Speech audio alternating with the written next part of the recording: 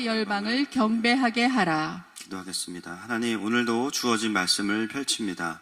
성령의 감동으로 기록된 이 말씀을 성령의 감동으로 우리가 읽기 원합니다. 우리가 말씀에 집중하지 못하게 하는 모든 미혹과 눌리고 또 묶인 마음들은 풀어지고 십자가의 능력으로 자유케 될지어다. 각자에게 주시는 음성으로 듣게 하여 주옵소서. 예수님의 이름으로 기도합니다. 아멘. 예, 오늘 킹덤 이사야서 강의 31번째 시간입니다. 우리가 이제 계속해서 여러 나라들의 심판을 보고 있습니다. 그런데 이제 오늘 18장에서 보는 이 구스의 멸망, 이 메시지부터는 이제 하나님의 본 마음이 더 드러나기 시작해요. 그게 이제 마지막 절에 드러나는데, 결론부터 일단 말씀을 드리고 본문을 보겠습니다. 7절 보겠습니다. 시작. 그때에 강들이 흘러 나누인 나라의 장대하고 준수한 백성 곧 시초부터 두려움이 되며 강성하여 대적을 받는 백성이 만군의 여호와께 드릴 예물을 가지고 만군의 여호와 이름을 두신 곳 시온산에 이르리라. 구스의 멸망을 시작으로 했던 이 본문이 구스의 경배로 끝나요. 시온산에 와서 예물을 드리는 것으로 끝나요. 그래서 여러분, 우리가 알 수 있는 이 이사야서의 반복되는 구조가 뭐냐면, 사실은 계속해서 열방의 심판이 끝이 아니라 그들 가운데 남은 자들의 경배로 끝납니다. 사실은 이것이 이제 이사야서뿐만 아니라 창세기부터 계시록까지 열방을 다스리시는 하나님의 가장 중요한 포인트가 바로 이것이죠. 오늘은 그 과정을 한번 살펴볼 것이고, 어떻게 구스가 경배자가 되는가, 그것을 살펴보겠습니다. 먼저 이 구스라는 이 나라에 대해서는 또 낯선 분이 계실 겁니다. 우리가 아는 요즘 나라의 말로 바꾸면 에디오피아. 물론 똑같진 않지만 지역이 에디오피아입니다. 이 구스는 언제 시작이 됐냐면, 노아의 홍수 이후에 노아의 아들 중에서 함의 맏아들이 구스예요. 자, 먼저 보겠습니다. 그 함이 무슨 일을 했는지 창세기 9장 20절부터 25절입니다. 시작. 노아가 농사를 시작하여 포도나무를 심었더니 포도주를 마시고 취하여 그 장막 안에서 벌거벗은지라. 가나안의 아버지 함이 그의 아버지의 하체를 보고 밖으로 나가서 그의 두 형제에게 알림해 셈과 야벳이 옷을 가져다가 자기들의 어깨에 메고 뒷걸음쳐 들어가서 그들의 아버지의 하체를 덮었으며 그들이 얼굴을 돌이키고 그들의 아버지의 하체를 보지 아니하였더라. 노아가 술이 깨어 그의 작은 아들이 자기에게 행한 일을 알고 이에 이르되 가나안은 저주를 받아 그의 형제의 종들의 종이 되기를 원하노라 하고. 우리가 알듯이 함은 노아의 연약함을 폭로하고 드러냈죠. 그것은 우발적인 것이 아니라 사실은 이 함이라는 아들 안에 그 권위자인 노아에 대한 여러 가지 쓴 마음들이 있었기 때문입니다. 그리고 실망도 있었을 거예요, 분명히. 그죠? 그렇게 영적으로 깨어있던 아버지가 노아의 방주를 지은 이후에, 구원 사건 이후에 무너져 있는 모습이 또 실망스러웠기도 했을 것입니다. 그런데 하나님께서는 그 과정에서 보면 함의 그 폭로를 지지하지 않으셨어요. 여러 가지 이유가 있지만 중요한 것은 이제 그 함의 맏아들이 구스입니다. 6절, 7절, 10장 시작. 함의 아들은 구스와 미스라임과 붓과 가나안이요. 구스의 아들은 스바와 하윌라와 삽다와 라마와 삽드가요. 라마의 아들은 스바와 드단이며. 이 구스가 바로 함의 그 맏아들이면서 구스의 자녀들의 이름을 보면 누구랑 비슷하냐면요. 자, 창세기 10장 26절부터 29절에 보면 욕단의 자녀들이 나옵니다. 같이 한번 읽어보겠습니다. 시작. 욕단은 알모닷과 셀렙과 하살마엘과 예라와 하도람과 우살과 우살과 디글라와 오발과 아비마엘과 스바와 오빌과 하윌라와 요밥을 낳았으니 이들은 다 욕단의 아들이며. 그래서 여러분, 우리가 욕단의 아들을 잘 알고 있죠. 동쪽으로 이동했던 그 동이족의 민족들의 조상이고, 그 비슷한 이름을 가진 또 하나의 그룹이 누구냐? 구스의 아들들입니다. 구스의 아들들은 아라비아와 아프리카 계통의 조상이 됐고, 욕단의 아들들은 동이족의 조상이 되어서 이 두 구조가요, 유사하지만 서로 어떻게 돼요? 비교가 되는 구조예요. 하나님의 통치를 따라갔던 욕단의 아들들과 하물로 시작해서 하나님의 질서를 무너뜨리고, 그리고 하나님의 언약 안에 거하지 않았던 함의 아들들. 물론 직접적인 저주는 가나안이 받아요. 그러나 그 함의 맏아들이 구스인 것도 사실입니다. 그리고 여러분, 이 구스의 아들 중에 굉장히 유명한 사람이 있어요. 누구냐? 10장 8절입니다. 시작. 구스가 또 니무롯을 낳았으니 그는 세상의 첫 용사라. 아들들을 다 표현한 게 아니라 그 중에 또 니무롯이라 그래서 분리해서 니무롯을 기록하는데 그 이유는 니무롯을 통해서 창세기 11장에 하나님을 대적하는 바벨탑이 완성됐기 때문입니다. 그러니까 함으로 시작해서 그 구조 안에, 그 가족 안에 뭐가 흐르고 있어요? 안티킹덤이죠. 하나님 나라를 대적하는 영적인 흐름들이 있고 그 다스려지지 않는 죄성들이 흘러가는 그 출발점에 구스가 존재하고 있습니다. 그래서 여러분, 니무롯이 했던 일이 뭐예요? 사람들이 정복하고 생육하고 번성하고 충만해야 되는데 그들을 가지 못하게 하고 두려움을 심어줘서 분명히 그랬을 거예요. 또 다른 홍수가 올 거야. 이제 우리가 두 번 당할 수는 없어. 모여서 우리끼리 우리를 구원할 만한 구조를 만들어야 돼. 에녹성도 그랬고 바벨탑도 마찬가지죠. 그래서 결국은 바벨탑을 쌓게 됩니다. 결국은 이들 안에 흐르는 영성이 무엇입니까? 하나님을 대적하는 영적인 연합을 만드는 그룹으로서의 그런 영적인 흐름이 이 민족 안에 있는 거죠. 그런 흐름을 우리가 이제 배경을 가지고서 구스에 대해서 한번 오늘 또 살펴보겠습니다. 자, 이 이사야서 18장, 이사야서는 기원전 8세기경에 기록이 되어 있는데 그때 에티오피아의 전신이었던 구스는 굉장히 강성한 상황이었어요. 지금 에티오피아보다 훨씬 더 넓은 영역을 가지고 있었는데 한번 보여주세요. 그때 이 구스가 보면 여러분 녹색이 지금의 에티오피아고 빨간색이 그 당시의 구스 지역입니다. 두 개가 지금 비교해 놓은 거예요. 예, 그래서 이쪽에 보시면 현대 에티오피아, 이쪽이 구스입니다. 자, 어디까지 땅이 넓어졌냐면 로마 제국 이집트 전까지 땅을 차지했어요. 훨씬 더 이때의 구스는 지금의 에티오피아보다 강성하고 많은 땅을 가지고 있었고요. 이집트의 역사를 보면 제25대 왕조가 쿠시 왕조라고 그래요. 쿠시 왕조. 쿠시가 구스의 히브리어입니다. 그러니까 얼마나 이 구스가 강성했냐면 이집트를 다 먹고 거기에 25대 왕조는 구스 왕조가 이집트를 다스렸다는 거죠. 그래서 그 당시에 이 구스는 굉장히 강성하고 전 그 지역 안에서 패권을 가지고 있는 나라 중에 하나였습니다. 자, 이제 2절 말씀 읽어볼게요. 2절 말씀 시작. 그곳 사람들이 사신들을 배에 태워 나일강 하류로 보낸다. 너희 날쌘 사신들아, 키가 크고 피부가 매끄러운 백성에게로 가거라. 그 땅이 강들에 의해 나뉘었고. 제가 다른 번역을 쓴 이유는 뭐냐면 이게 그냥 읽어서는 해석이 잘 안 됩니다. 그래서 쉬운 성경으로도 제가 다시 한번 읽은 건데요. 한번 띄워놔 주시면 이게 무슨 뜻이냐면 이 구스라는 나라가 자신의 나라의 여러 사신들을 강을 건너서 여러 나라에 보내는 거예요. 왜 사람들을 보내냐면 이유는 하나입니다. 그 당시에는 이 고대 근동 지역에서는 아수르냐 반아수르냐의 전쟁이었어요. 그래서 반아수르의 연합을 이루는 데 있어서 굉장히 구심점의 역할을 했던 나라가 어디일까요? 구스예요. 그러니까 자기의 사신들을 여러 강에 띄워서 보내서 그 나라 사람들을 정치적으로 연합하고 하나가 돼서 우리가 뭐 블레셋도 또 다른 나라도 북이스라엘도 하나가 돼서 북이스라엘 아니죠. 다 유다도 하나가 돼서 아수르를 대적하자. 이제 그거를 구스가 열심히 연합을 하고 있었습니다. 그런데 2절에 보니까 이사야를 통해서 하나님이 뭐라고 말씀하시냐면 너희 나라로 그 사신들한테 너희 나라로 돌아가라 그래요. 키가 크고 피부가 매끄러운 백성에게로 가거라. 이게 누구를 말하는 거냐면 구스 사람들입니다. 키가 크고 그러면서 그들의 특성들을 쭉 이야기해요. 결국 하나님께서는 뭘 말씀하시냐면 인간들의 정치적인 연합으로는 진정한 구원을 이룰 수 없다는 거예요. 그러면서 구스가 하고 있는 그 노력들에 대해서 너희 하던 것을 그만하고 너희 나라로 돌아가. 그렇게 말씀하시는 거죠. 그러면서 3절을 보겠습니다. 그 이유가 나옵니다. 시작. 세상의 모든 거민 지상에 사는 너희여 산들 위에 기치를 세우거든 너희는 보고 나팔을 불거든 너희는 들을지니라. 그래서 보면 세상의 모든 거민 열방이 나오는 이유가 구스가 함께 하려고 했던 나라들이 다 모든 세상의 거민들이기 때문이에요. 세상의 거민들에게는 말합니다. 구스가 세우는 나팔을 보지 말고 다른 나팔이 세워질 거야. 이 기치를 든다는 건 뭐냐면 군사들을 모으거나 전쟁에서 승리했을 때 깃발을 드는 거거든요. 구스의 깃발이 아니라 다른 깃발이 세워질 거고 다른 나팔이 들려질 거야.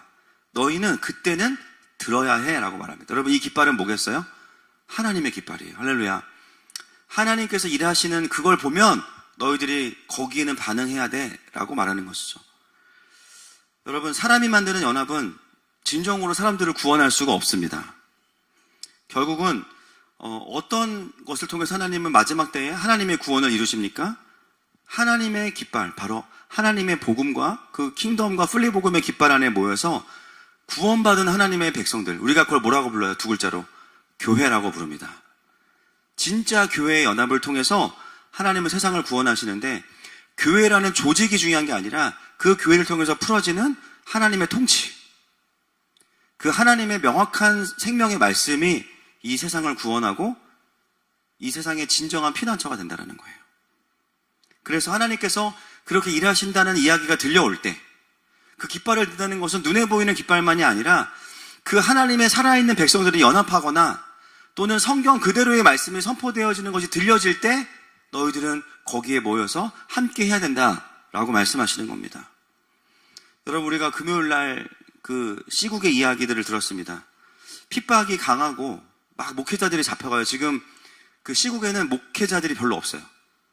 대부분 추방됐거나 감옥에 갔거나, 그러니까 지금 남아있는 리더들이 갓 전도사가 된 젊은 사역자들, 그러니까 지금 하나님께서 영적인 세대 교체를 하시는 거죠. 전도사가 됐는데 지금 교회를 맡아야 되고 설교해야 되고 영혼들을 돌봐야 되니까 가장 빠른 성장을 하고 있는 거예요.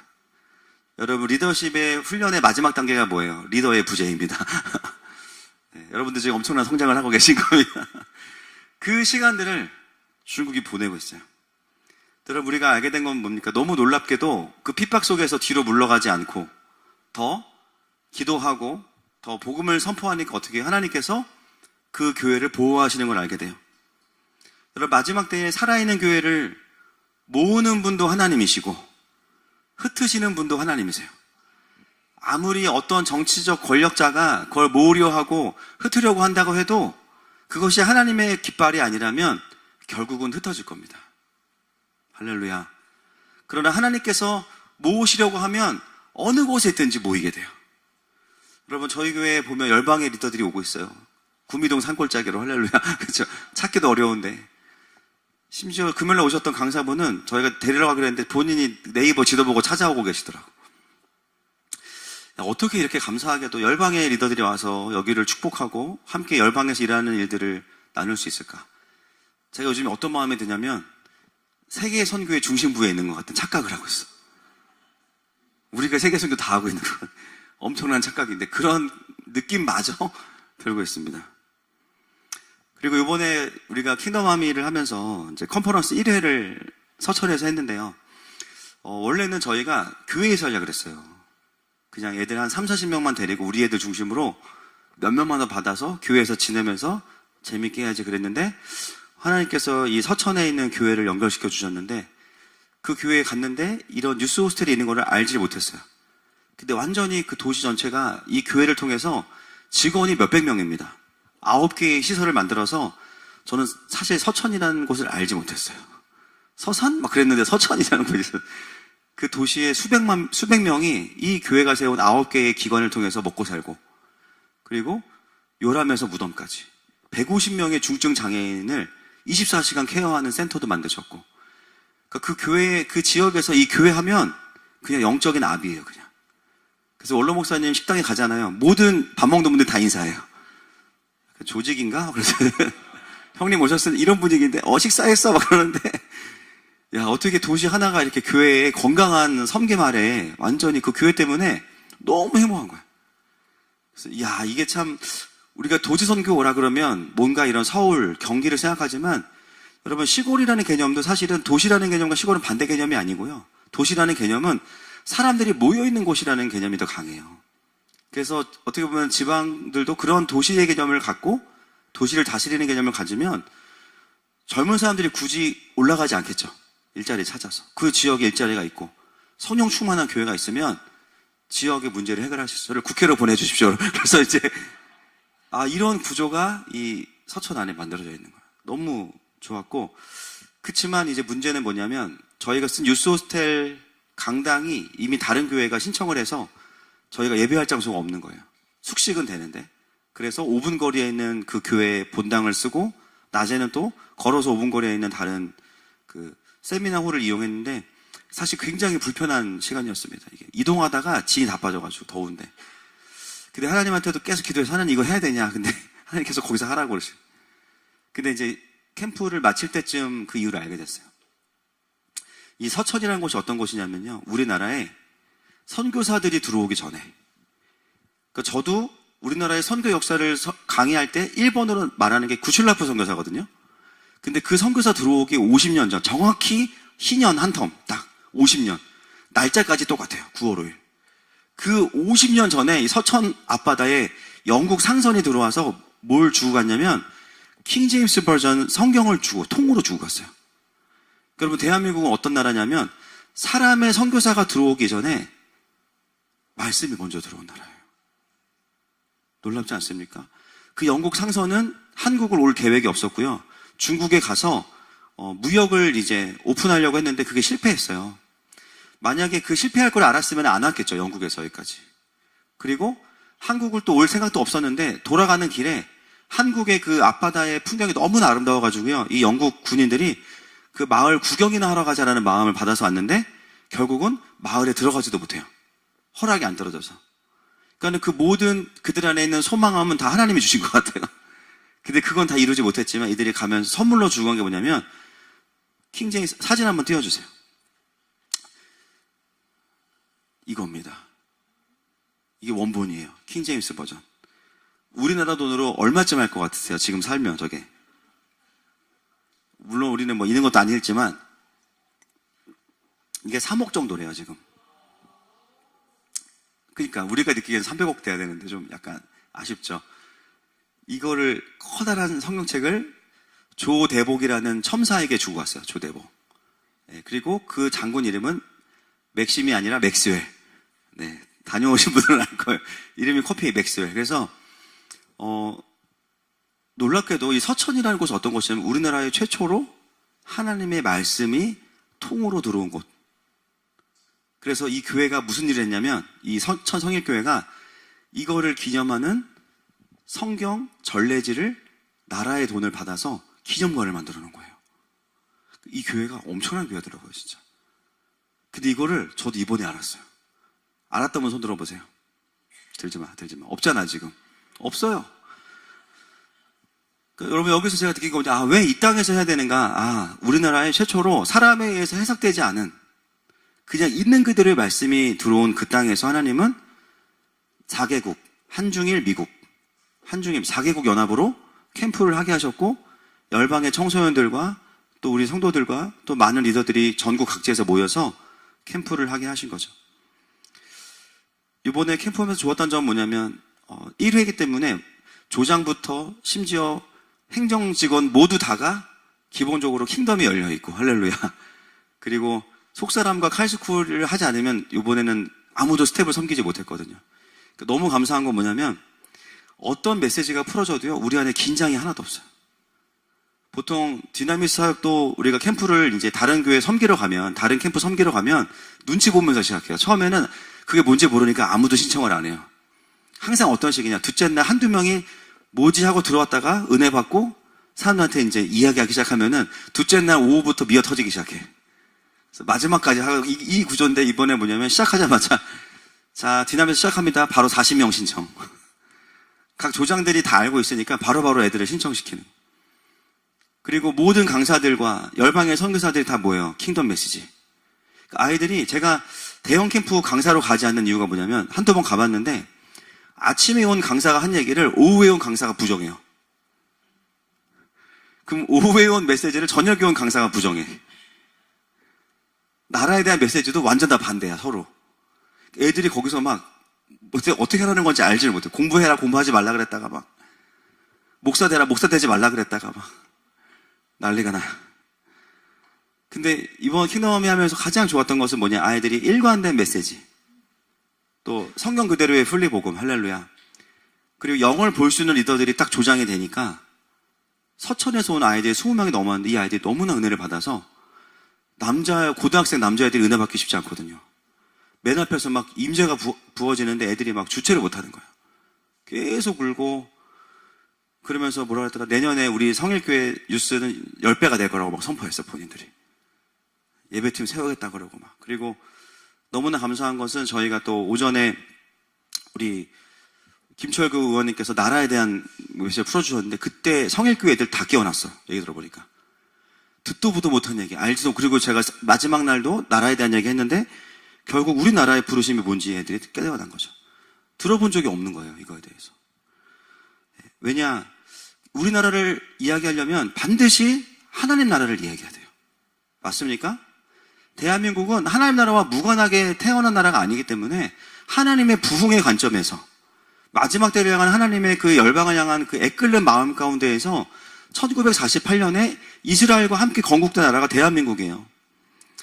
그래서 제가 아이들에게 나라의 부르심과 영적인 원리들 다 풀어주고 나서 대한민국 첫 번째 국회, 재헌 국회 때 그 목사님이지만 국회의원이었던 이은영 국회의원의 기도문을 가지고 거기에 왜 우리나라가 열방의 제사장적 사도인 나라인지를 설명을 해주게 됐죠. 아이들이 그걸 들으면서 너무 은혜 받은 거예요. 우리나라의 부르심이 이거구나. 복음통일 선교한국, 그리고 기독교 자유민주주의. 여러분, 대한민국 헌법에 우리나라는 뭐라고 써있어요? 대한민국은 민주공화국이다 써있습니다. 여러분, 그 민주공화국이 무슨 민주공화국이에요? 거기 자유가 안 써있다고 그게 인민민주주의예요? 사회민주주의예요? 여러분, 순대국밥집 가서 국밥 주세요 그러면은 소고기 장터국밥 나옵니까? 순대국밥 나오니까? 순대국밥 나오는 거예요. 여러분, 그 당시에 우리나라와 전 세계의 상황은 공산주의와 자유진영 가운데 분쟁 가운데 있었고요. 그 속에서 민주공화국이라는 단어가 의미하는 것은 디폴트 값으로 뭡니까? 공산주의나 사회민주주의가 아닌 자유민주주의고요. 그리고 이 나라를 건국한 이승만 대통령은 어떤 마음으로 건국했어요? 기독교 자유민주주의예요. 결국은 북한은 사회공산주의, 우리는 자유민주주의로 갈라진 거고, 같은 공산주의면 따로 나라를 세울 필요가 없겠죠. 그래서 대한민국은 민주공화국이다. 여기서 민주공화국은 기독교 자유민주주의를 말하는 것이고, 그것은 하나님이 세우신 겁니다. 아멘이세요? 그래서 이거는 신앙의 문제죠. 그렇기 때문에 그 자유라는 말 자체가 무엇을 의미하는지를 정확히 알아야 되고, 많은 사람들이 부정부패로 그것들을 사용하는데 그것은 하나님의 뜻이 아니고 그것 인간의 죄성의 문제입니다. 교회가 할 일은 뭐냐? 대한민국이 사회주의가 돼도 된다가 아니라 복음을 전하는 거예요. 할렐루야. 거룩한 시민을 만들어내는 것이 이 땅에 대한민국에서 태어난 그리스도인들이 외쳐야 되는 동일한 메시지고 분명한 부르심이에요. 그러면서도 최소한의 법과 장치와 제도를 만드는 거. 여러분, 이 그림이 없으면 우리나라의 정치 지도자는 나올 수가 없는 겁니다. 왜요? 이 나라가 뭐가 부족한지를 알지를 못해요. 어떤 거를 지지하고 어떤 거를 지지하지 말아야 될지를 전혀 분별하지 못하기 때문에. 그리고 결국은 뭡니까? 비나이다, 비나이다. 좋은 대학 가게 해주세요, 비나이다. 높은 자리 가게 해주세요, 비나이다. 그 자리에 올라가서는 부정부패. 그건 인간의 죄성의 문제죠. 자유민주주의의 문제가 아니라. 결국은 교회가 할 일은 뭐냐면 이 나라의 부르심 자체가 복음을 담을 수 있는 그릇으로 기독교 자유민주주의를 세웠기 때문에 이 나라를 세우는 길은 여기로 돌아가는 겁니다. 할렐루야. 그게 하나님께서 이 나라를 세우신 부르심에 대한 순종이에요. 근데 그걸 가르치지 않으니까 사람들이 그 자리에 다른 이념과 사상에 들어오면서 삼인주의도 괜찮은 거야, 이런 얘기들을 하는 거죠. 여러분, 그거는 나라의 부르심을 부정할 뿐만 아니라 하나님의 부르심을 부정하는 것입니다. 결국 우리가 할 일은 뭐냐면 마지막 때에 풀리복음을 전하고 계속되는 회개와 킹덤을 풀어내야 되는 것이죠. 그래서 교회와 제도가 같이 갈 수 있는 것이 대한민국을 대한민국으로 세우도록 하시는 하나님의 부르심에 합당한 리더가 되는 것입니다. 너무나 감사했던 건 뭐냐면 아이들 안에 다른 어떤 복잡한 것들이 들어오기 전에 명확한 하나님의 킹덤과 킹덤의 관점에서 세워진 대한민국, 그리고 열방에 대한 그림이 들어오면서요, 2시간 넘는 설교를 아이들이 한 명도 안 졸아요. 너무나 놀랍게도. 그리고 그 말씀 앞에 반응하고, 제가 아이들을 마지막에 이제 결단하고 헌신할 때 5번 정도 물어봤어요. 정신 차리라고, 지금 앞에 나오는 거 잘 생각해야 된다고, 함부로 나오지 말라고. 애들이 다 나왔어. 저는 잘못이 없어요 이제. 그들은 저의 어떤 감정적인 동화에 따라 나온 것이 아니라 메시지에 반응한 거예요. 여러분, 오늘 우리가 보고 있는 이 구스를 통해서 일어나는 연합 자체는 사람의 연합이에요. 하나님은 그것이 아니라고 말씀하시고, 마지막 때 연합은 뭐냐면 결국은 하나님의 그 킹덤의 깃발이 들려지고 그 하나님의 풀리복음과 하나님의 그림 안에 모여진 연합을 통해서 하나님은 이 세상을 다스리신다는 겁니다. 이번에 캠프가 좋았던 것은 뭐냐면 그 하나님 나라의 명확한 가치와 깃발을 바라보고 모인 자들이 모였기 때문에 여러 세대의 스텝들이 있었지만 서로 안의 연약함과 부족함들의 한계들이 돌파가 되는 캠프입니다. 여러분, 캠프 같은 거 한 번 하고 나잖아요. 다시는 안 볼 사람들이 많아져요, 서로. 야, 쟤랑은 일 못하겠다. 저 리더랑은 절대 일 못하겠다. 여러분, 요번에 예배 장소가 계속 바뀌면서 얼마나 많은 변수가 있었는지 모릅니다. 얼마나 많은 민원들이 들어오는지 몰라요. 그럼에도 불구하고 그걸 뚫고 갈 수 있는 힘은 어디서 오는가? 우리가 이익 동맹이 아니라 가치 동맹이기 때문이에요. 그래서 어떤 선교사님 강의하러 오셨는데 본인은 대형 선교단체 출신인데도 캠프 할 때마다 싸우고 아주 그냥 민낯을 보는데 여기 어떻게 이렇게 일사불란하냐는 거예요. 어떻게 이렇게 인재가 많냐? 1번, 짧게 봐서 그렇다. 2번, 그죠? 2번은 동일한 킹덤이다. 하나님 나라에 정렬되어 있는 자들이 있으니까는 사람의 연약함에 집중하지 않고 어떻게 빈 공간을 채울까를 고민하니까 이게 그냥 너무 안정적으로 캠프가 운영이 됐습니다. 여러분, 하나님께서 마지막 때 영혼들을 구원하시고 살리시는 그 일들을 우리는 계속해서 풀리복음을 통해서 함께 보게 될 것입니다. 결국은 열방의 선지자들이 함께 선교사들이 연합하고 또 함께 세대가 연합할 수 있는 자체가 뭐냐면 3절에서처럼 하나님의 기치를 세우기 때문이에요. 하나님의 나팔, 하나님의 복음의 말씀이 선포되기 때문이에요. 여러분, 마지막 때에는 한쪽에서는 구스와 같이 바벨론의 연합이 사람들 안에서 완성이 될 겁니다. 그러나 성경은 분명하게 이야기합니다. 인간의 연합은 인간을 구원하지 못한다는 거예요. 여기는 인본주의 기독교 연합운동도 마찬가지입니다.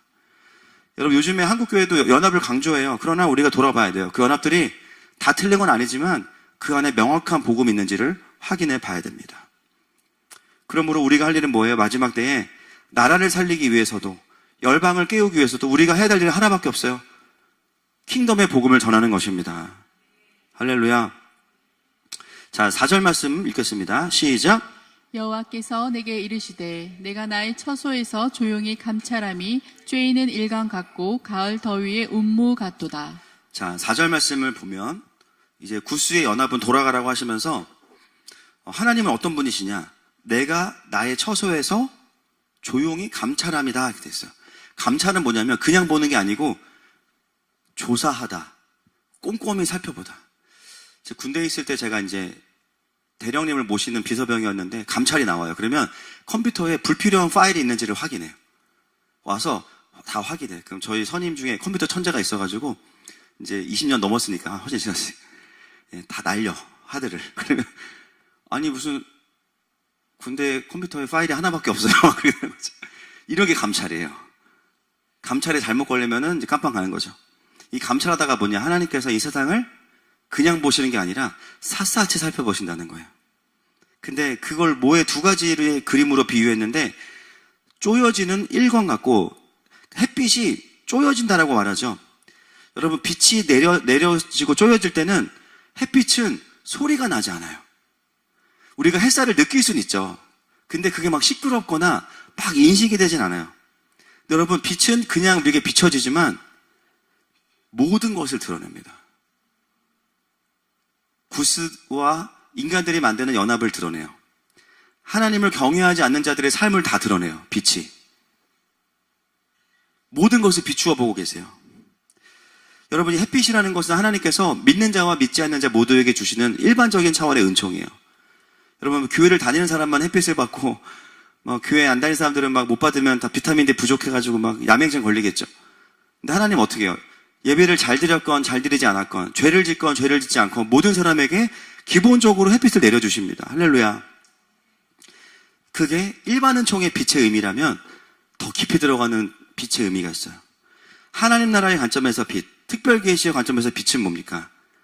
믿는 자들에게는 그 믿음의 행위를 더 비춰주셔요.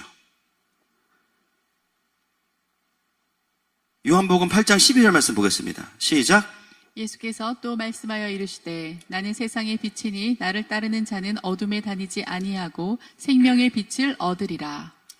여러분, 이 예수님의 빛을 어떻게 비추시냐면 예수님을 따르는 자, 복음을 따르는 자들에게는 생명의 빛을 더 부어주세요. 어둠 가운데 있는 자들에게는 그 어둠이 드러나요. 그게 뭐냐? 하나님의 감찰하심이에요. 그냥 단순히 멀리서 아유 저 어떡하나 안타깝네 이게 아니라 계속해서 어둠이 드러나고 하나님의 통치 아래 있는 자들에게는 생명이 계속 부어져요. 그냥 밝은 것이 아니라는 것이죠. 그래서 마지막 때는 어떤 때냐? 하나님의 통치와 열매가 맺혀지는 곳에는 엄청 많이 맺혀. 아닌 곳에는 어둠만 계속 드러나는 겁니다. 중간은 없어집니다. 두 번째 비유는 뭐냐? 가을 더위에 운무인데, 운무가 뭐죠? 운무? 운무. 잘 안 쓰는 말이죠. 뭘로 우리가 아는 말로 뭘로 바꿀 수 있어요? 운무. 안개. 근데 여기 말하는 안개는 가을 더위의 안개거든요. 고대 팔레스타인 지역에서 추수기에 생기는 안개를 말하는데, 이 안개가 뭘 의미하냐면 추수기에 햇볕과 함께 구름이 하늘에서 내려와요. 이 구름을 보면, 이 안개를 보면 농부들은 어떤 결정을 내리냐면 이제 곧 추수할 때가 됐구나라고 생각하는 그 안개를 말하는 거예요. 단순히 이 안개는 자연현상의 안개를 말하는 것이 아니라 어떤 때가 이르렀다는 것을 말합니다. 여러분, 하나님께서 이 세상을 보고 계시는데 계속 보고 계시는 게 아니라 어떤 때를 향해서 기다리고 계신다는 거예요. 어떤 때를 향해서 준비하고 계신다는 거예요. 여러분, 그러므로 하나님의 침묵, 하나님의 기다리심은 기도 응답의 지연이 되거나 하나님의 무능이 아닙니다. 하나님께서 움직이시는 때가 정확한 때입니다. 기도 응답이 늦게 된다고 느끼는 것은 뭐냐면 내가 기도하고 바로 응답이 없기 때문이지 하나님의 때가 늦춰지는 게 아니에요. 하나님은 그 모든 걸 다 알고서 응답하시기 때문에 우리의 기도가 응답된다고 느껴지지 않을 때에는 그만한 이유가 있는 것이고 그마저도 하나님의 시간표에는 반영이 돼 있어요. 할렐루야. 네, 여러분 괜찮으시죠? 이해되시죠? 그래서 우리의 최선과 하나님의 전능은 절대 충돌하지 않고 우리의 어떤 예측과 하나님의 완전하심은 충돌하지 않습니다. 그래서 사람은 급하면 움직이지만 하나님은 때가 차면 움직이세요. 이 때를 맞춰가는 것이 신앙생활이죠. 그 사이를 어떻게 우리가 버텨요? 소망으로. 하나님의 선하심을 신뢰함으로 버티는 겁니다. 그래서 하나님의 사람에게 필요한 것은 여러 가지가 있지만 오늘 이 본문의 근거에 보면 하나님의 때를 분별하는 능력이 있어야 되죠. 때를 분별하는 능력. 아, 지금 이 문제는 기다려야 되는 때야. 그럼 마음을 벌써 편하게 딱 먹죠. 그리고 어떤 문제는 안개가 내려왔네? 곧 되겠다. 그 감을 딱 잡을 수 있어요. 그러면 추수할 준비를 하는 거죠. 이게 뭐예요? 하나님의 때를 분별하는 거. 물이 들어오네? 노를 저어야겠다. 여러분, 성경에 보면 하나님의 그 일하심과 부흥의 자리에 있는 사람들의 특징은 뭡니까? 하나님의 때를 알고 움직이는 사람들입니다. 하나님의 그림을 알고 지금 해야 될 일을 발견한 사람들은 하나님께서 하시는 그 일에 하나가 되어 있기 때문에 그 사람의 사역은 그 사람이 하는 것 같지만 하나님이 일하시는 게 드러나요. 그 사람이 위대해서가 아니에요. 여러분, 가장 우리가 이 시세를 아는 민족이 누굽니까? 지파가. 이사갈 지파죠. 역대상 12장 32절입니다. 시작.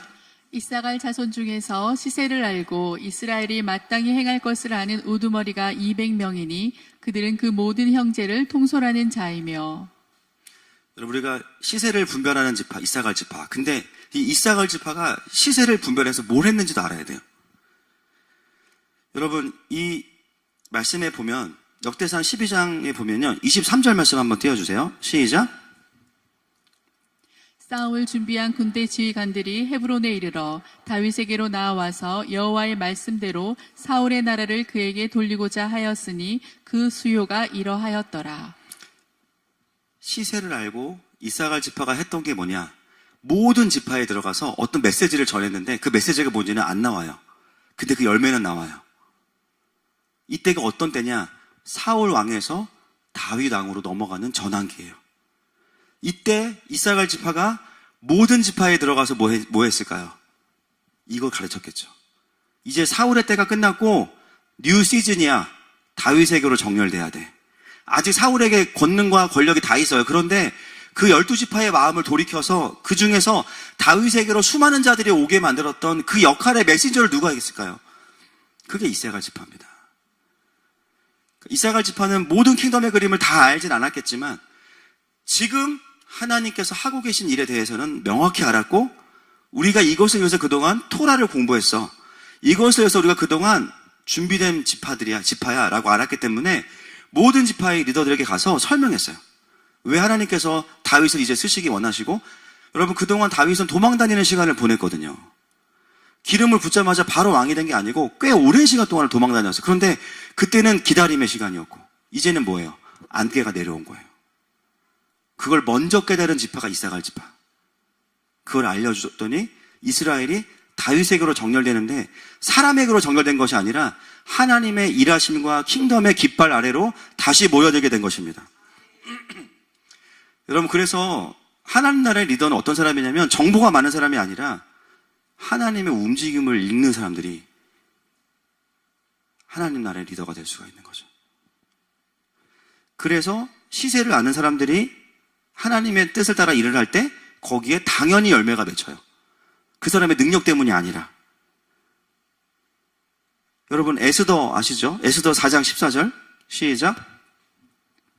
이때에 내가 만일 잠잠하여 말이 없으면 유다인은 다른 데로 말미암아 노임과 구원을 얻으려니와 너와 내 아버지 집은 멸망하리라. 내가 왕후의 자리를 얻은 것이 이때를 위함이 아닌지 누가 알겠느냐 하니. 에스더는 처음에는 왕에게 나아가는 것을 두려워했어요. 왜냐하면 부르지 않았는데 나아가면 죽임을 당할 수 있고요. 폐위가 돼요. 그리고 늘 그렇게 막 죄송합니다. 나대진 않았어요. 에스더가. 이세벨이 아니니까. 근데 정확한 때가 왔죠. 이제는 잠잠하면 안 되는 때가 온 거예요. 상황을 분별하고 금식하고 나서 에스더가 뭐라고 고백합니까? 그 유명한 에스더의 고백. 죽으면 죽으리라. 그죠? 그 고백을 딱 한 거예요. 단순한 용기라기보다는 지금이 내가 이 자리에 있어야 되는 그 목적이 달성되는 때구나. 그 한 포인트였다. 에스더는 항상 왕 앞에 나아가지 않았어요. 때가 왔을 때. 여러분, 우리가 살아가면서 지금이 주님이 나를 부르시는 때구나 느낌이 올 때가 있어요. 할렐루야. 그때 나아가면 어떻게 해요? 반드시 예비한 은혜가 있습니다. 그래서 하나님의 자녀들에게 가장 중요한 것은 하나님의 시간과 하나님의 때와 하나님의 일하시는 그 장소를 분별할 수 있는 것이어야 됩니다. 여러분, 다윗은요, 사울을 죽일 기회가 2번이나 있었어요. 여러분을 죽이려고 막 쫓아다니는 사람이 막 여러분 계속 쫓아다녀요. 마트 가도 총 들고 따라오고, 유치원 보내려고 그랬는데 유치원 버스에 타고 있고 막 칼 들고 어떻게 하실 것 같아요? 그리고 내가 뭐 네이버 들어가면 댓글 달고 나한테 막 이래요. 막 어떻게 하실 거예요? 막 우리 우편함에 막 이상한 막 협박문 써놓고, 그 사람을 내가 죽일 수 있는 기회가 왔어. 그 사람이 낭떠러지에 서서 먼 산을 바라보고 있어. 어떻게 하실 거예요, 여러분? 다 선량한 분들밖에 너무 예화가 극단적이죠. 이거 원고에 없으니까. 밀고 싶은 마음이 생길 수도 있잖아요. 근데 사울은 이게 뭐 하나님의 어떤 허락하심인지 모르겠지만 2번이나 다윗이 죽일 기회가 있었지만, 이 사람만 죽이면 내 인생 편안해지고 이 사람만 죽이면 내가 왕이 될 수 있는데 모든 게 이 사람이 없어지면 다 해결돼요. 근데 그 2번의 기회를 사용하지 않습니다. 왜요? 그건 나에게 주어진 때가 아니라는 거예요. 미혹된 사람들은 하나님이 날 축복하신다. 바로 죽여버려. 미혹당한 거죠. 다윗은 그렇게 안 해요. 왜냐? 사무엘상 24장 6절 말씀 읽어볼게요. 시작. 자기 사람들에게 이르되 내가 손을 들어 여호와의 기름 부음을 받은 내 주를 치는 것은 여호와께서 금하시는 것이니 이는 여호와의 기름 부음 받은 자가 됨이니라 하고. 다윗은 사울도 사울이지만 그 안에 뭐를 소중히 여긴 거예요? 기름 부음이, 하나님의 기름 부음. 여러분, 이게 얼마나 중요한지 모릅니다. 만약에 다윗이 자기 인생의 판단자가 되고 심판자가 됐다면 그 기름 부음을 가져오지 못했을 거예요. 그래서 이 과정도 하나님께서 다윗의 왕국, 하나님의 나라로 세우는 과정에서 굉장히 중요한 훈련으로 보신 거예요. 그 선을 넘지 않는 거. 그것은 하나님의 선이기 때문에. 여러분, 그리스도인은요, 인생의 기회와 하나님의 때를 구별할 수 있어야 됩니다. 기회라고 다 하나님의 때는 아니에요. 왕이 되는 것은 하나님의 뜻이었지만 다윗은 어디까지 훈련받았냐? 그러나 너의 때가 있을 거야. 그걸 기다려야 돼. 모든 열린 문이 하나님이 여신 문은 아닌 것이죠. 다윗은 하나님께서 왕으로 세우신다는 약속을 믿었기 때문에 자기 손으로 하나님의 약속을 앞당기지 않았습니다. 여러분, 이 모든 게 다 뭐냐면 하나님의 때에 대한 것이죠. 여러분, 예수님도 사역하실 때요, 가나의 혼인잔치에서 포도주가 떨어졌다고 말씀드리니까 뭐라 그래요? 여자여, 아직 내 때가 이르지 않았습니다. 내 때. 그리고 십자가를 앞두고 뭐라고 말씀하시냐면 요한복음 17장에 보니까 아버지여 때가 이르렀사오니 이렇게 이야기해요. 여러분, 예수님은 하나님이세요.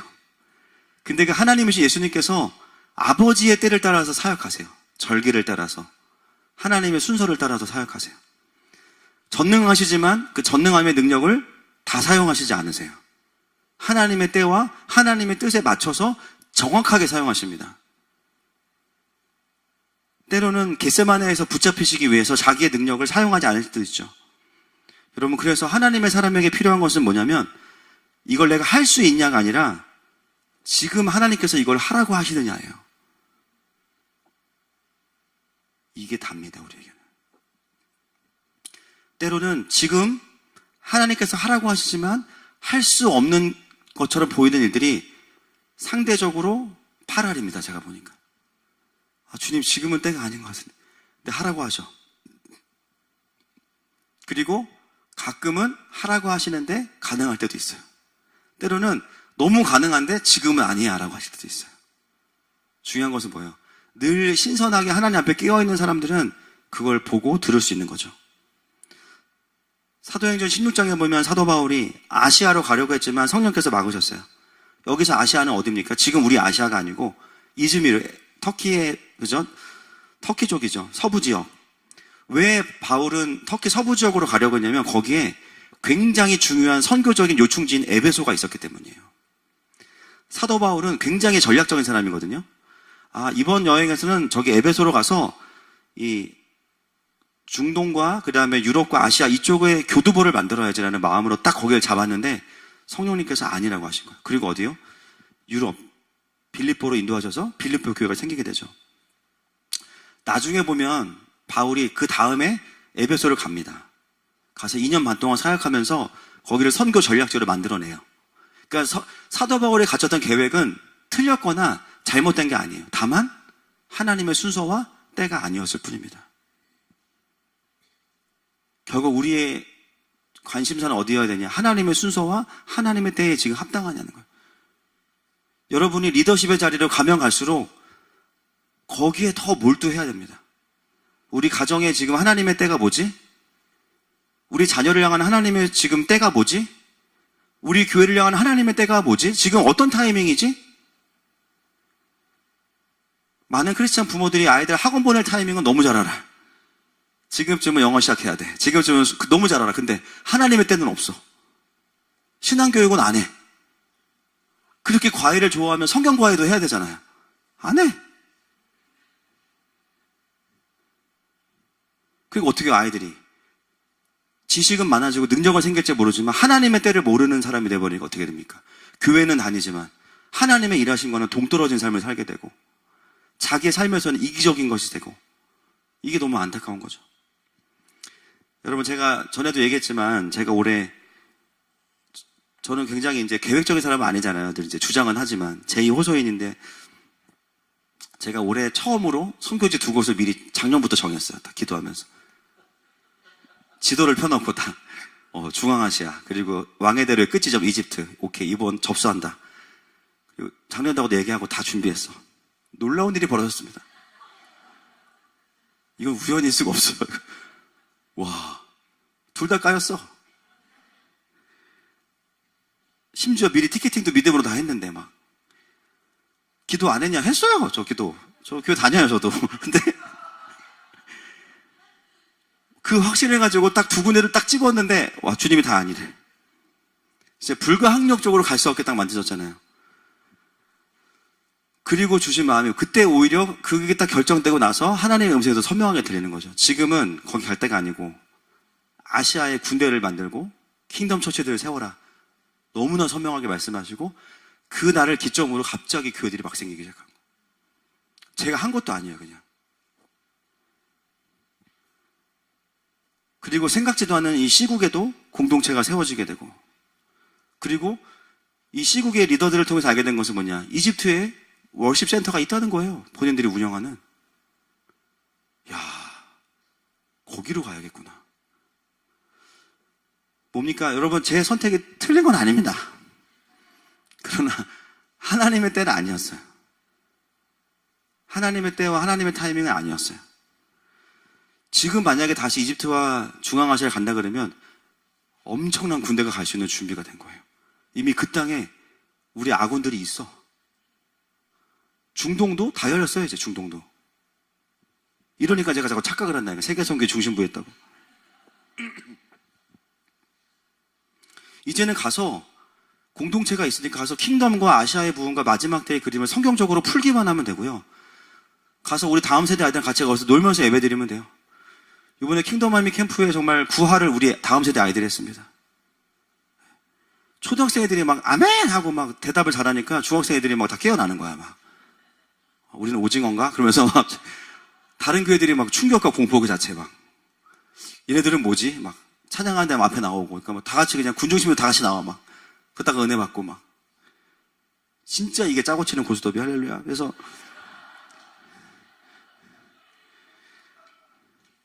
야, 이게 전 세대 군대가 세워졌고, 이제는 튀르키예 선교사님, 식탁에 앉으면 열방이에요. 한중일, 터키. 또 협력을 파송하면서 저희가 함께하는 교회 나라들마다 안디옥 교회 같은 국제적 교회들을, 크고 작은 교회들을 세우게 되고, 터키에도 킹덤 센터, 일본에도 킹덤 센터. 시작점과 끝지점에. 그리고 이집트에도. 제가 이것들을 눈으로 보면서, 순종하는 것도 하나님의 때에 맞춰서 하는 게 답이고, 포기하는 것도 하나님의 뜻에 맞춰서 하는 게 답이겠구나. 여러분, 그리스도인은 그냥 착한 사람이 아니고요. 하나님께서 지금 하시는 일을 따라가는 사람들이 되어야 합니다. 여러분, 오늘 가지고 나온 기도의 제목들 있으시죠? 또는 뭔가 결정해야 될 것들 있으세요? 어떻게 기도하고 계십니까? 하나님 예스예요, 노예요, 답만 주세요가 아니라 우리 가정을 향한 하나님의 때를 물어보시면 더 쉽게 분별이 되실 거예요. 지금이 우리 가정에 어떤 하나님의 때입니까? 지금 이 나라가 어떤 하나님의 때이고 지금 이 열방이 어떤 하나님의 때입니까? 여러분, 그 하나님의 때를 분별하는 저 여러분 더 되시기를 축복합니다. 자, 5절과 6절 말씀 읽겠습니다. 시작. 추수하기 전에 꽃이 떨어지고 포도가 맺혀 익어갈 때에 내가 낫으로 그 연한 가지를 베며 퍼진 가지를 찍어버려서 산의 독수리들과 땅의 들짐승들에게 던져주리니 산의 독수리들이 그것으로 여름을 지내며 땅의 들짐승들이 다 그것으로 겨울을 지내리라 하셨습니다. 그 다음 구절을 보면 추수하기 전에 꽃이 떨어지고 포도가 익어갈 때라고 합니다. 그래서 꽃이 떨어지고 열매가 맺히고 추수를 하는데 그 전에 이 모든 것들 하나님이 다 가지를 베어버리신대요. 이게 뭐냐면 굉장히 더디게 일하시는 것 같은데 하나님께서 일하시면요 순식간이에요. 다 잘라버려. 막상 하나님의 일하심을 경험하는 사람들의 특징은 뭐냐면 아니 이렇게 한순간에? 이렇게 순식간에? 절대 안 될 것 같았는데 벌써? 이런 느낌을 많이들 받으시는 거죠. 요즘 우리가 느끼는 일들이 다 그런 건 아니겠습니까? 사역을 하면서 피곤은 할 수 있죠. 여러분, 우리가 앉아서 TV를 봐도 피곤해요. 그죠? 배달의 민족 주문만 해도 피곤해. 고르다가 막 뇌가 마비될 것 같고 막. 근데 피곤하고 안 피곤하고 아니라 요즘에 하나님께서 하라고 하신 일을 하면서 느끼는 건 뭐냐면 내가 하는 것보다 훨씬 더 많은 하나님의 도우심이 있다는 거예요. 그러니까 힘든데 안 힘든 겁니다. 킹덤맘이라는 단체는 사실은 저는 3, 4년 뒤에나 세워질 거라고 생각했는데 갑자기 출산됐죠. 그리고 가는 곳마다 그 지역에 돕는 자들이 계속 붙어요. 서천에 여기 연고 있는 사람 저는 아무도 없었어요. 이번에 서천에 교회 갔더니 그 교회 은퇴 장로님께서 저희 킹덤아미 캠프를 보시고 너무 좋으셨나 봐요. 거기도 우리 장로님 같은 분들이 계시더라고요. 갑자기 아이스크림 200개가 와요, 그냥. 할렐루야. 그리고 매 식사마다 식사를 대접하시고 내년에는 몇 배 더 키워서 이 캠프를 해야 된다고 막 본인이 주장하시고 반드시 서천에서 해야 된다고 하시고 너무 행복하시니까 이 캠프를 막 돕고 싶으신 거야. 오시는 어른들마다 무슨 얘기 하는지 아세요? 이 캠프에 고문이 있냐? 그래, 고문. 못 들은 척 했습니다, 제가. 고문은 고문하는 분이 내 가능성이 높아요. 그래서 우리는 기도하는 단체입니다. 다른 얘기하고 자리를 시켜주지 않습니다. 그러니까 너무 돕고 싶은 거야. 그냥 이 사역이 너무 좋고 이렇게 명확한 단체가 좀 없는데 킹덤과 나라에 대한 부분들 너무 감사하다. 여러분, 우리가 다양한 방법으로 나라를 사랑해야 되지만 다음 세대들을 깨우는 것이 가장 강력한 방법이에요. 할렐루야.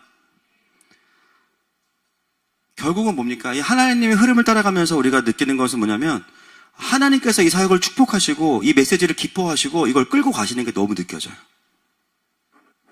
여러분, 하나님의 사람들은 열방에 대한 뉴스를 다 공부해서 판단하는 사람들이 아니라 열방이 아니라 하나님의 보좌를 따라가는 사람들이에요. 뉴스를 백날 본들 하나님의 시세를 알 수가 없고요. 그 뉴스 자체도 해석된 뉴스이기 때문에 우리에게 정확한 하나님의 때를 알려줄 수가 없습니다. 중요한 건 뭐냐면 하나님의 보좌예요. 하나님께서 어디로 움직이고 계시냐? 구름 기둥이 어디로 가고 있냐? 불 기둥이 어디로 가고 있냐? 여러분, 오히려 열방이 조용해도 하나님의 구름 기둥을 따라가잖아요. 열방의 진동이 일어나요. 열방이 거기에 맞춰서 정렬되기 시작해요. 우리의 삶도 마찬가지입니다. 문제를 따라가면 계속 문제가 커져요. 이 문제 해결하다가 다른 문제가 발생해. 근데 문제를 보지 않고 오늘 나에게 말씀하시는 주님의 음성을 따라가. 내 자녀 문제인 줄 알고 계속 씨름하고 있었는데 알고 보니까 부부 문제였던 거야. 내 배우자 문제인 줄 알고 계속 뭐라고 했는데 결국은 내 문제였던 거야. 그러니까 어떻게 해요? 내 눈으로 분석하는 것이 아니라 오늘 나를 향한 하나님의 음성에 반응하면 근본적인 진단을 하나님께서 해주십니다. 결국은 누가 이 세상을 움직이고 하나님 나라로 세워갈 수 있냐면 많은 것을 공부하는 사람이 아니고요. 하나님의 보좌를 보는 사람들인데 우리는 그런 사람들을 다른 말로 뭐라고 표현하냐면 경배자라고 해요. 하나님 앞에 엎드려 있는 사람들, 하나님의 뜻에 관심이 있고 하나님의 얼굴을 구하는 사람들은 하나님이 움직이시는 걸 볼 수 있어요. 오늘 하나님께서 남편을 위해 기도하라고 하시네. 기도해 주기 싫은데 기도해 주다가 내가 알지 못하는 것들 하나님 알려주신 남편에 대해서, 아내에 대해서, 자녀에 대해서. 얘 이렇게 공부를 못하지? 기도하는데 네 딸이다. 할렐루야. 다시는 공부하란 말이 안 나오는 거야. 너무나 큰 깨달음과 돌파가 있는 거예요. 그걸로 해서 그 아이의 6년은 편해지는 거예요. 그죠? 이런 것들을 어떻게 가능합니까? 공부가 아니죠. 하나님의 음성 듣는 거예요. 지식과 정보가 많은 사람이 아니라 하나님의 보좌를 향하는 경배자, 하나님께 시선이 고정된 사람들, 지금 주님이 뭐 하고 계시냐, 현재적인 하나님의 그 일하심에 집중하는 사람들에게는 그것이 보여집니다. 여러분, 누가 이 세상의 역사를 움직입니까? 하나님께서 움직이시고요. 하나님의 역사를 따라가는 사람들은 그 사람이 세상을 움직이는 것처럼 보일 뿐입니다. 역사의 주인은 하나님이세요. 금요일 날 참 위로가 됐던 게, 참 중국과 한국의 이 관계로 인해서 정치적으로는 굉장히 열받는 일이 많은데, 이거 뭐 중화민국 되는 거 아니야, 진짜. 그런 생각 드는데, 참, 그걸 또 하나님 이용하시는 거예요. 너무 놀라워요. 그걸 또 이용하셔. 놀랍다. 다 말할 수 없지만. 여러분, 그래서 하나님은 절대로 방관자거나 침묵하시는 분이 아닙니다. 하나님의 침묵은 뭐냐? 하나님의 전능하심이 드러나기 전에 폭풍 전의 고요인 거예요. 아멘이시죠? 여러분, 우리의 인생에도 하나님의 침묵, 또 하나님의 방관자처럼 느껴지시는 그런 시간들이 지금 있으시다면 그 메시지와 싸우셔야 됩니다. 하나님의 빛이 내리쬐고 있고요. 그분의 추수의 안개가 내려오고 있어요. 관심은 뭐냐? 하나님은 너 구스와 같이 인간적인 방법 쓰지 마. 내 깃발 아래로 보여. 내 임지 앞으로 나와. 내 얼굴 앞으로 나와. 내 보좌 앞으로 나와. 나랑 같이 움직이자. 그리고 그 일은 내가 할 거야. 그게 하나님께서 오늘 구스에게 하시는 말씀이에요. 자, 마지막 7절 보겠습니다. 시작. 그때 강들이 흘러 나누인 나라에 장대하고 준수한 백성 곧 시초부터 두려움이 되며 강성하여 대적을 밟는 백성이 만군의 여호와께 드릴 예물을 가지고 만군의 여호와의 이름을 두신 곳 시온산에 이르리라. 자, 18장의 가장 놀라운 결론이 7절입니다. 여기서 본문의 방향이 완전히 바뀌어요. 처음에는 구스에 대한 심판과 구스의 정치적인 움직임이었는데 마지막에는 뭐가 되냐면 구스의 경배가 돼요. 처음에는 열방의 어떤 인간적인 힘이었다면 마지막에는 하나님께 예물을 드리게 돼요.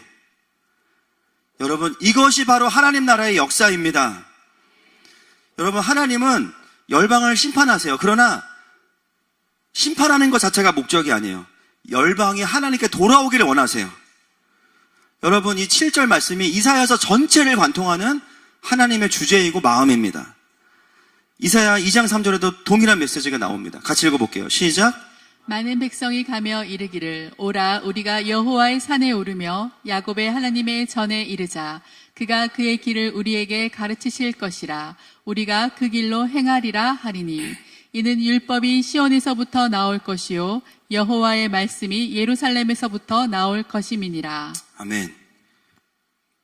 자, 이사야서 56장 7절에도 나옵니다. 시작. 내가 곧 그들을 나의 성산으로 인도하여 기도하는 내 집에서 그들을 기쁘게 할 것이며 그들의 번제와 희생을 나의 제단에서 기꺼이 받게 되리니 이는 내 집은 만민이 기도하는 집이라 일컬음이 될 것임이라. 아멘. 60장 3절에도 있습니다. 시작. 나라들은 내 빛으로 왕들은 비치는 뇌 강명으로 나아오리라. 아멘. 이게 이사야서만이 아니라 성경 전체죠. 하나님의 목적은 뭐예요? 악은 심판하되 그렇죠? 다시 하나님의 경배를 회복하는 것이 킹덤의 가장 본질입니다.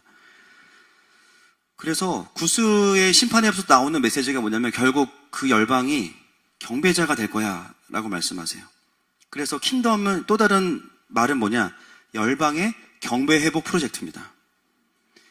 여러분, 그래서 우리가 이 중요한 나라들마다 킹덤 센터라는 걸 세우려고 하는 이유가 뭐냐면 이걸 미리 언약을 붙잡고 예언적으로 경배하는 열방의 예배를 만드는 이유가 이것 때문이에요. 만민의 기도하는 집을. 하나님 마지막 이걸 완성하시기 위해서 지금 달려가고 계시죠? 우리가 미리 믿음으로 그걸 하고 있습니다. 출발점은 일본 오사카에. 할렐루야. 이미 됐어요. 그리고 튀르케 선교사님께서 지난번 우리 방문을 통해서 더 명확하게 이것을 비전으로 받으셨어. 그래서 300명 정도를 수용할 수 있는 호텔을 사가지고요, 센터를 하시겠대요. 할렐루야. 돈은 올 거예요. 하여튼. 그래서 평상시에는 호텔을 운영하다가 선교사들 모이면은 이제 문 닫고, 식당도 있죠, 객실도 있죠, 컨퍼런스룸도 있죠. 그런 구조가 세워진 이유가 뭐냐면 이것 때문이에요. 하나님 결국 원하시는 게 이거니까. 열방의 경배가 하나님의 목적이시고 소원이신 거예요. 여러분, 우리와 함께하는 모든 교회들이 다 그런 교회가 되기를 선포하고 축복합니다. 이 에디오피아, 구스에 대한 하나님의 마음들이 이 18장이 풀어지는데 이게 이제 신약에 와서 한번 빛을 딱 발할 때가 있죠. 사도행전 8장 26절입니다. 시작. 주의 사자가 빌립에게 말하여 이르되 일어나서 남쪽으로 향하여 예루살렘에서 가사로 내려가는 길까지 가라 하니 그 길은 광야라. 전도자 빌립이 갑자기 광야로 가라고 해서 갑니다. 거기서 누굴 만납니까? 27절 시작. 일어나 가서 보니 에디오피아 사람 곧 에디오피아 여왕 간다게의 모든 국고를 맡은 관리인 네시가 예배하러 예루살렘에 왔다가. 에디오피아, 구스. 이 구스 사람은 이방인임에도 불구하고 보니까 어디까지 예배를 하러 와요? 예루살렘까지. 근데 심지어 뭐냐면 이 사람은 직업이 관리이지만 넷이에요. 여러분, 율법에 보면 내시들은 경배하러 올 수가 없어요. 이방인인데 내시면은, 그죠? 예루살렘 50km까지 접근하면 안 될 거예요, 어쩌면. 근데 이 넷이 어떻게 해요? 이방인인데도 예루살렘으로 경배하러 왔다 가요. 이거 뭐냐면 God fear, 하나님을 경외하는 사람이에요. 그럼 이 유대교 신앙은 언제 생겼을까? 역대하 9장 1절부터 9절에 보면 시간상 안 봅니다. 스바 여왕이라고 하세요. 스바 여왕.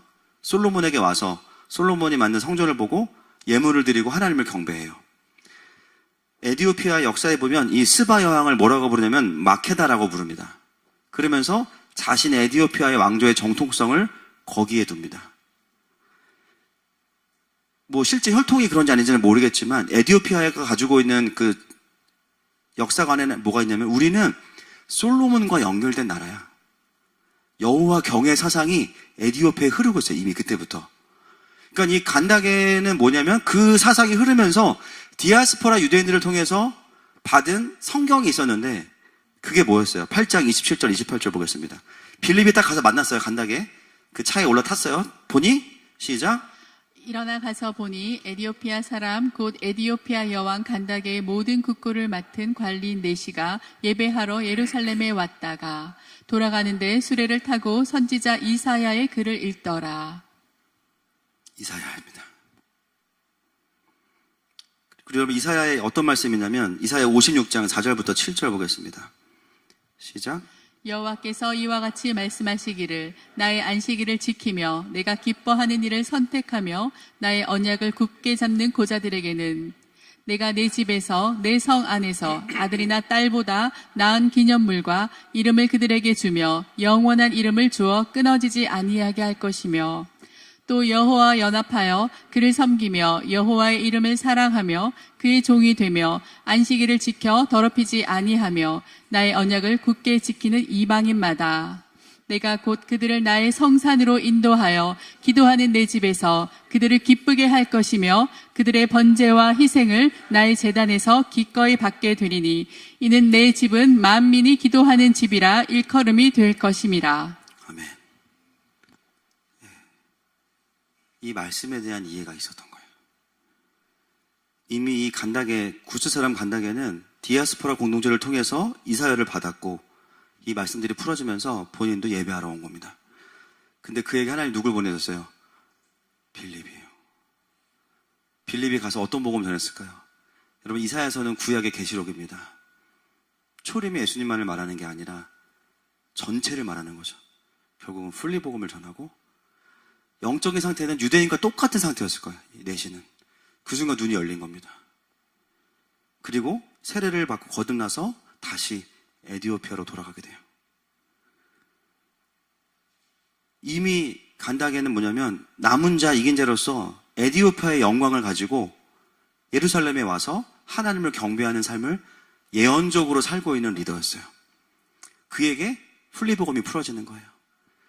여러분 하나님 나라는 갈망하는 자들에게 더 부어지는 겁니다. 하나님은 우리를 더 깊은 곳으로 데려가는 분이세요. 말씀의 깊이, 킹덤의 깊이, 그리고 그것은 반드시 삶의 깊이와 연결되어 있습니다. 심지어 이 간다게 입장에서는요, 이사야서를 읽으면서 표면적으로는 다 이제 이해했어. 근데 이게 뭔가 부족하다. 뭔가 이게 느낌이 좀 다 풀어진 것 같지 않고 다시 광야에서 누가 막 뛰어와. 백미러로 보니까 막 뛰어와. 광야에서. 빌립이야. 막 욕하면서 뛰어오는 거 막 폐가 터질 것 같아. 막. 무서워가지고 속도를 더 냈어.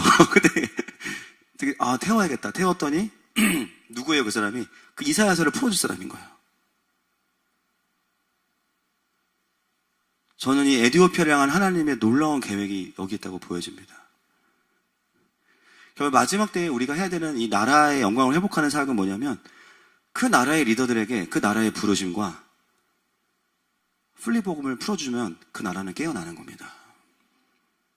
그래서 회복된 나라의 리더들이 그 나라의 부르심과 영광을 가지고 모여서 경배할 때 그게 마지막에 주님께서 원하시는 열방의 정렬이에요. 할렐루야. 말씀을 정리하겠습니다. 오늘을 시작으로 이 톤이 바뀌어요. 톤이 바뀐다기보다 원래 하나님의 뜻이 더 드러나요. 이제 이사야서가 심판의 책만이 아니구나. 결국 하나님의 원하시는 지점은 경배구나. 경배는 단순한 노래가 아니라 하나님의 사랑을 향한 사랑을 받아들임, 하나님의 주권자 되심을 인정함을 의미하는 것이죠. 그러므로 이 시대의 교회와 깨어있는 우리들은 열방의 움직임을 보고 두려워할 것이 아닙니다. 중국도 미국도 진정한 킹덤은 아니죠. 하나님만이 우리의 킹덤이세요. 세상의 움직임을 보고 두려워할 필요도 없고 거기에 동참해야만 뭔가를 이룰 수 있는 것도 아니에요. 여러분, 지금 이 혼탁한 세상 속에서 무엇을 보고 계십니까? 오늘 주님 말씀하세요. 나의 깃발을 봐라. 너의 가정을 향한 남편의 상태, 자녀의 상태, 아내의 상태가 중요한 게 아니고 너의 가정을 향한 나의 보좌가 어디에 있는지를 보고 내가 이 가정 안에 누구를 지금 회복시키고 있는지를 봐라. 그리고 거기에 너의 마음을 쏟으면 사람의 연합이 아닌 나와의 연합이 너의 가정의 소망이 실제가 될 것이다. 결국 어떻게 됩니까? 우리의 가정 전체가 심판의 자리가 아닌 경배의 자리로 가게 되는 거죠. 이 시간에 같이 이 찬양하면서 주님 앞에 나아가십시다. 주님, 오늘 다시 우리의 시선이 그 하나님의 보좌를 향하게 하여 주옵소서. 그 영광의 빛이 내려오는 자리가 되게 하여 주옵소서.